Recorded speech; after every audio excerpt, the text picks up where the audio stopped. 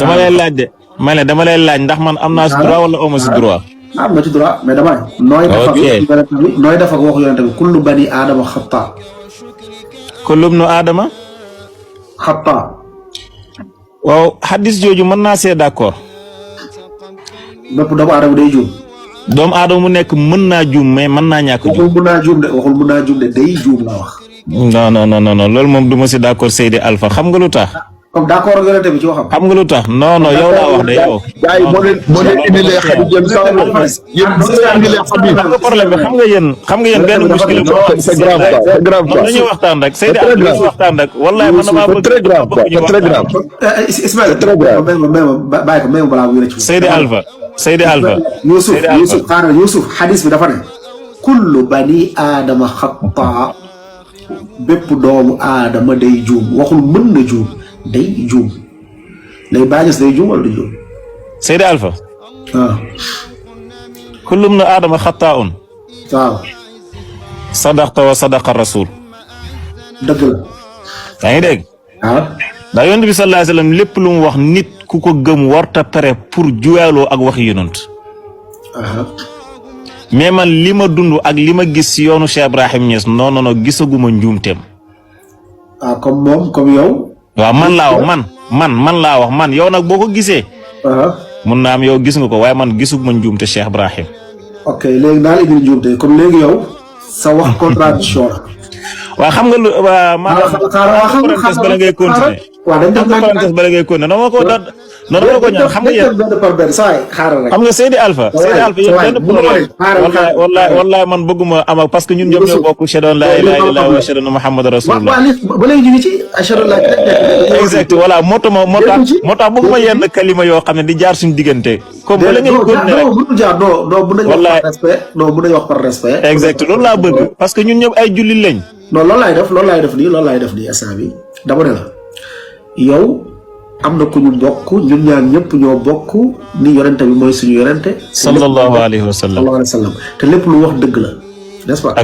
ok léegi ànd nga ak man ci waxu yonente bi wax bu mu ne kullu bani aadama xataa. d'accord naa si day juum. ànd naa si rasan wa aynan. baa jës ci doomu aadama yooyu la bokk. mais léegi dama lay laaj. xaaral ba lii jeex. léegi baa jës ci doomu aadama yooyu la bokk wala bokk ci. da nga xadis bi d'accord nga ci nangu nga ko.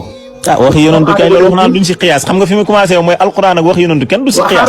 waaw léegi ba pare nga ñëwaat nga ne non waaye nag baa jës moom bokk ci. waxuma la bokk dama ne la man gisaguma ko bokk. gisagoo njuumteem. exact loolu laa wax na leer de. léegi xaaral wax la njuumteem. léegi yow dama lay laaj. xaaral wax la benn ci njuumte yi. dama lay laaj. xaaral wax la benn ci njuumte yi. mais lan moo tax nangoo ma laaj la benn question.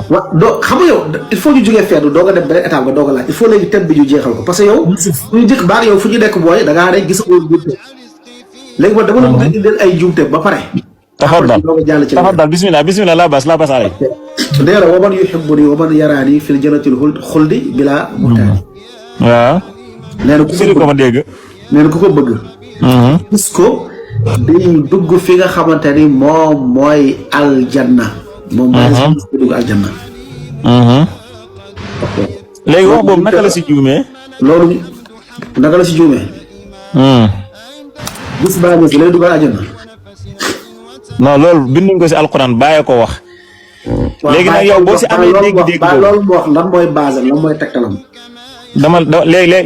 léegi yow dama lay laaj xam nga kalaamul awliya lastu afhamu. firi ko léegi yow Seydi Alpha. firi li nga wax gars yi comprendre kalaamul awliya lastu afhamu. léegi nangu nga ne wali yàlla am na. non firi li nga wax gars yu bëri xam. dama lay laaj avant tout parce que li ma lay laaj si firi bi la bokk li ma lay laaj nii si firi bi la bokk nangu nga ne wali yàlla am na. waaw. wali yàlla am na. nangu nga ko. ñaari wali yu ñoo am de. léegi yow dama la laaj ndax. doo xaaral bàyyi ma moom. non Seydi afwan Seydi borom wax na mu rafet mais afwan. léegi laaj bi dafa simple léegi yow nangu nga ne wali yàlla am na. waaw da nga loo indi leeral ko ñuy déglu ñu xam da nga ne kalaamul awliya lépp af am léegi leeral la nit ñi loolu lu muy firi. xam nga baatu awliya lu muy firi di wali. non leeral la li nga wax dama ne Baye Niass. maa ngi ñëw Seydi Alpha yow kay déglu ma rek Seydi Alpha déglu ma rek wallahi maa ngi ñëw. waaw ok Alpha ñun on n'a pas tout notre temps waay kii day wër waraajo kii waay yow. kii sonal nit ñi léegi yow leeralul dara.